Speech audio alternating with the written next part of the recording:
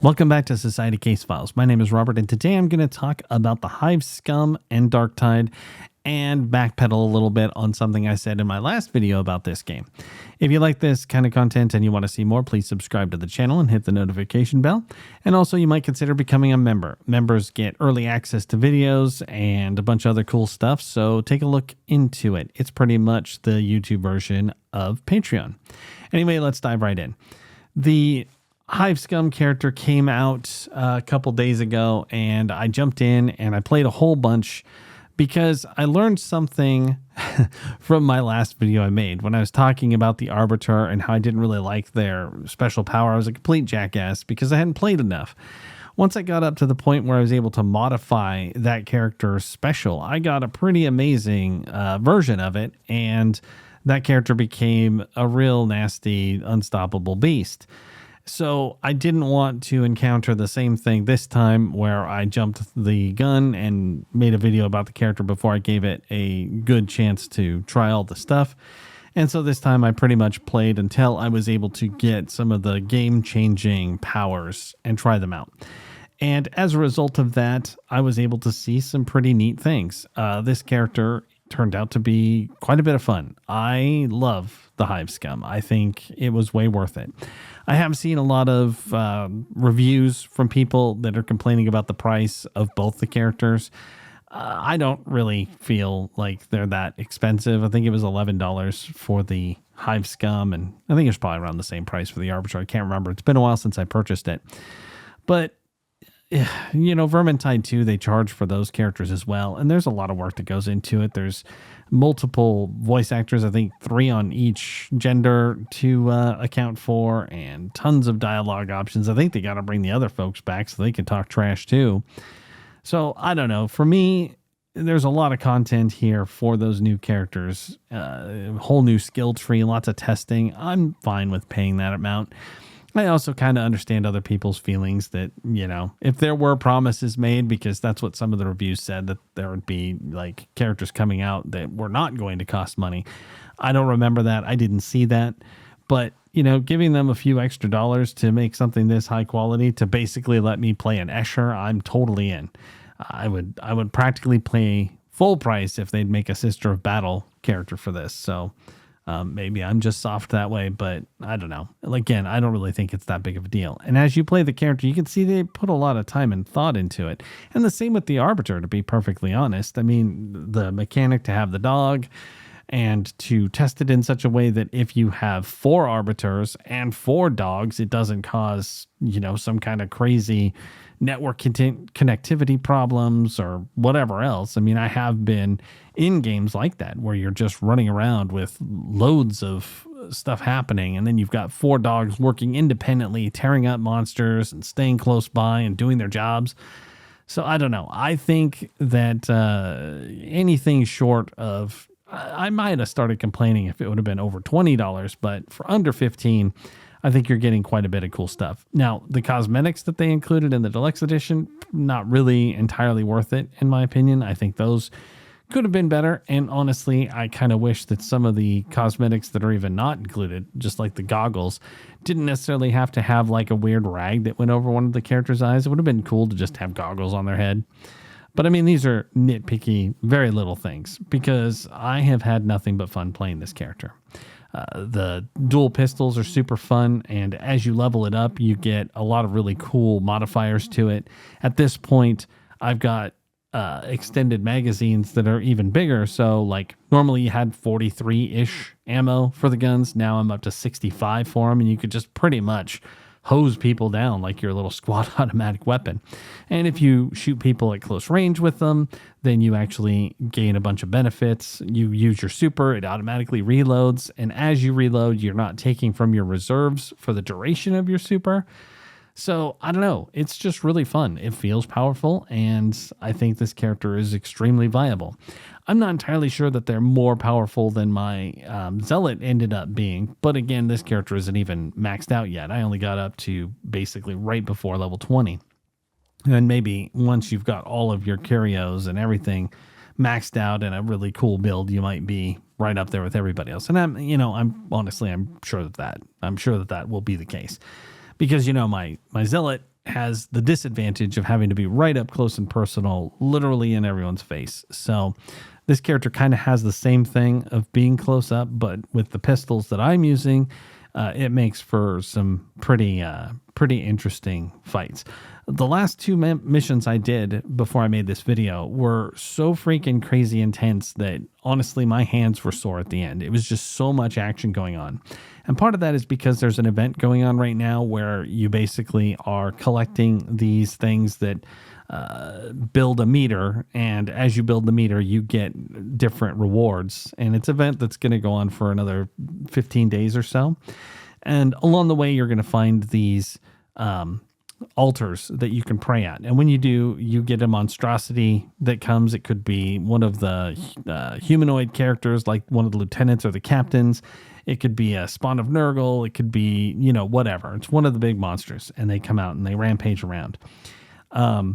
As you do them, you get more of those points. And I mean, I only did 8 missions while doing the event. So once I noticed the event, I did 8 of them, and I've almost finished all of the things that they have listed. So I'm not sure why it needed to be 14, 15 days, except for, you know, I guess you can't really expect people to drop. I'd say it was, what, I don't know, like 4 hours of play.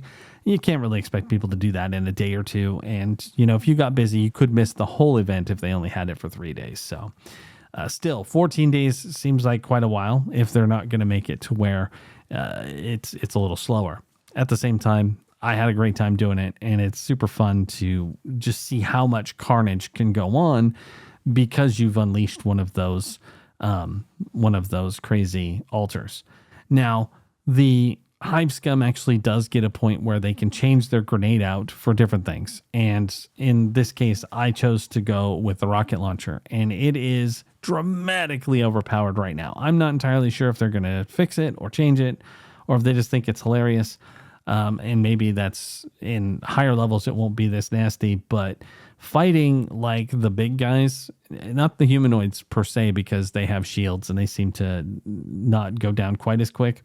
But like the Chaos Spawn, you can use both of your rockets on him and take him out. He's just done. Just 2 shots, it's over. Of course, if you used it earlier, then you're only going to have 1, and it kind of sucks to save it thinking you might get a monstrosity. Of course, during the event, you're guaranteed to get it, so you can hold it, get an altar, blast the monster twice, and there you go. You've probably used it wisely. Otherwise, even without using the rocket launcher, the powers of this character are so cool that you can contribute to fighting those big monsters without having too much of a problem. So let's talk a little bit about the melee weapons. The ones you start out with are these 2 shivs, so you kind of feel like you're Riddick or something. And they're super fast. They don't do a lot of damage, but they hit fast enough to where you kind of feel like Carillion from the Vermintide 2 game, where she's using her 2 daggers. It's practically, they had to have been dramatically inspired by that. So once you get the hang of that, it's pretty cool. Now, once I had the opportunity to try the bone saw, which is just a horrifying concept, I was able to jump in, try that thing out. It's a lot slower, but it's also poisoned, which is just nasty. And when you use the alternate weapon on it, or the alternate attack button, they smear some other kind of goo on it, and, you know, more nasty poison, I guess. Anyway, it's fun, but I find it a little slow. And honestly, I would probably switch to my chainsword to do my traditional fighting with it. I just like the chainsword. It's so iconically 40k. It's hard to turn down. But a bone saw is just freaking horrifying, and it really looks it. I mean, you do really bad things with it. Some of the other weapons in the game that are at least somewhat new to this, you get a stub pistol combo, but it didn't have that many rounds of ammunition. And while I kind of like those guns, they are cool, they're not really that practical when you're fighting hordes of monsters. Like, for instance, when you're playing the Arbiter, they have a shield and stub pistol combo, but the stub pistol only holds 5 rounds. And while, yeah, it does go through guys, it's still not really all that helpful when there's, 50 dudes running at you. And that's the same with small amounts of ammo. So much as I enjoy those, I don't really like using them because this game doesn't really cater to small magazines. Unless, of course, it is the bolter. Because with my Arbiter, I ended up using the bolter, and it's just freaking devastating because it pretty much one-shot stuff. And then you've got the dog to help you eliminate large groups as they come in, so you don't have to worry too much about that. And even if they do get close, you can switch to the chainsword if you're using my build and rip them all up. It's kind of the same thing here, except for your pistols are so great, the little machine pistols, especially when you get up to the 65 round combo, that you can just eliminate the hordes very quickly. Probably not quite as fast as the Psyker when you're using the electricity, but it's still pretty nasty. So just some things to keep in mind. As far as the dialogue options, the things that they say, I will say that they are really, really funny. And I've heard from all of the different types because, of course, on day one, there were every map was for Hive Scum. It has swapped out a little bit. I have started to play with people doing veterans and people playing arbiters again. But the first probably 6 rounds that I did were were guys all playing the different Hive Scum characters. So both sides are really funny. They're really insane, and they do a great job. And it is a lot like playing an Asher from Necromunda. It's pretty much like somebody must have told them, this game would have been fantastic set in Necromunda. And like, well, we can't move it from Tertius, but we can just add characters from Necromunda, no problem. And I mentioned it in the last video, but your female Hive Scum pretty much is an Asher, and the male version is just kind of a puny Goliath, I guess. But anyway, that's pretty much what I got to say. I think it's an awesome class. It's been a lot of fun to play. The event they've got going on was super entertaining. Going through the campaign again was fun. You don't do the same stuff that you do when you play the original 4 characters. You're not like in a prison cell. They don't let you out to cause trouble. They pretty much have hired the Hive Scum to just help them deal with Tertius problems. And as a result of that, you don't really get a cool prologue so much as when you log in. They make you go to the Sicarium, and then you basically do some training to see what your character can do. And then once you finish that, you can start doing missions. And as of course, you may know from playing other characters, you can choose to skip the campaign, which gives you automatic access to everything. Or you could do the campaign and then you have to unlock it as you go.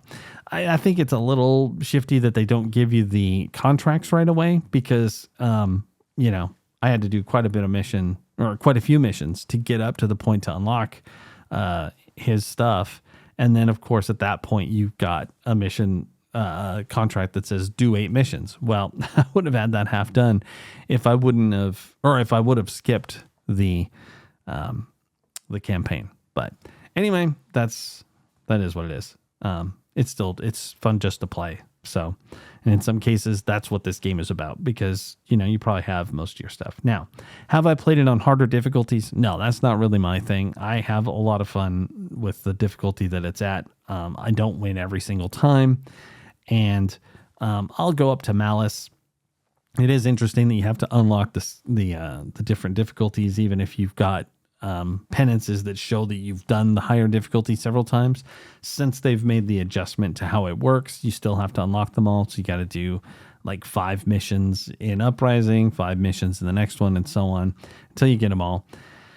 And that's fine. But, once you start to push harder difficulties in this game, it really does require you to have a lot more coordination with the people that you're playing with, because if you don't, you'll probably just lose and then you'll have wasted however much time it took you to get to your stopping point.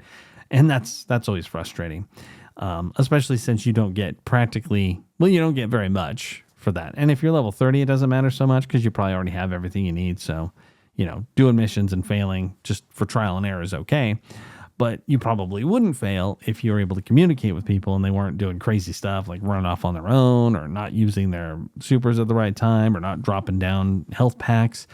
If you play the lower difficulties, you can kind of just kick back and enjoy the game as a sort of just, brain candy thing.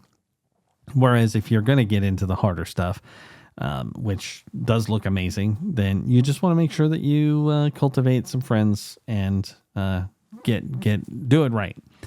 I will also say that they have that wave version now where you go to the Sicarium and you can do like 12 waves. And I thought, oh, that sounds easy. I'll just do that on Uprising. And I got to be honest, if it was that hard in Uprising, I wouldn't even want to look at it in some of the other ones. At some point, we were fighting 5 bulwarks and a chaos spawn just came out and started rampaging around. And that was only on round 6. So I can't even imagine how hard that can get.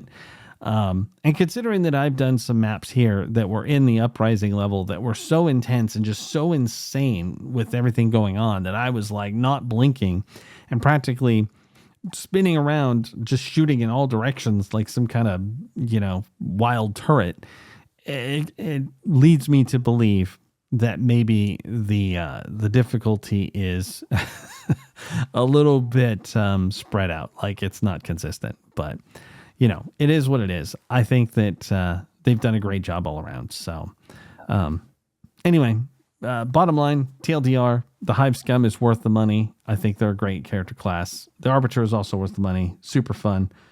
There's a lot going on in the game. They're continuing to support it big time. A lot going on in Vermintide too. I recommend both of them. But for me, I do kind of prefer Darktide, at least right now. I like the fact that, I had some say over how my character was made. I like all of the different voices. I love the banter, and I just love 40k. So, but that's me. Anyway, have you played the Hive Scum? Have you played Darktide recently? What do you think of the changes? Let me know in the comments, and we'll talk again. This is Robert with Society Case Files signing off.